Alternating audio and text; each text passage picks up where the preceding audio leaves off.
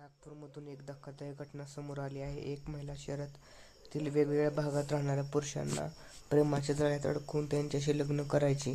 त्यानंतर लग्नाच्या एका महिन्यानंतर भांडण करून त्यांच्याकडून पैसे उकळायला सुरुवात करायची आणि नंतर त्यांची फसवणूक करायची.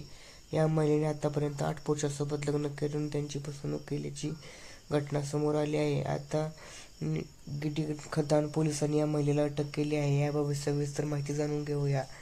समोर आलेल्या माहितीनुसार समीरा फतीम असं आरोपी महिलेचं नाव आहे. ती उच्च शिक्षित असून ती शिक्षक म्हणूनही काम करते. सोशल मीडियाच्या माध्यमातून ती पुरुषांच्या प्रेमात जाळ्यात अडकवायची, त्यानंतर लग्न करायची आणि त्यांची फसवणूक करायची. गुलाम पठाण यांच्या तक्रारीनंतर तिच्यावर गुन्हा दाखल करण्यात आला होता.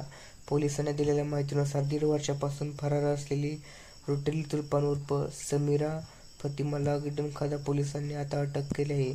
पोलीस कोठडीत तिचा PCR आज संपणार आहे. आरोपी समीर सोशल मीडियाच्या माध्यमातून विवाहित पुरुषांच्या प्रेमाच्या जाळ्यात ओढायची आणि त्यानंतर त्यांच्याशी लग्न करून खोटे निघानामा दाखवून फसवणूक करीत होती. ती विवाहित पुरुषांना महिन्याभरात खोट्या आरोपीत फसवण्याच्या धमक्या देत होती. कोर्ट केस करत सेटलमेंटच्या नावावर मोठी रक्कम वसूल करत होती. ही फरार महिला सिव्हिल लाईन्स येथील टपरीवर चहा प्यायला आली असता पोलिसांनी तिला अटक केली आहे. गुलाम पठाण यांची मार्च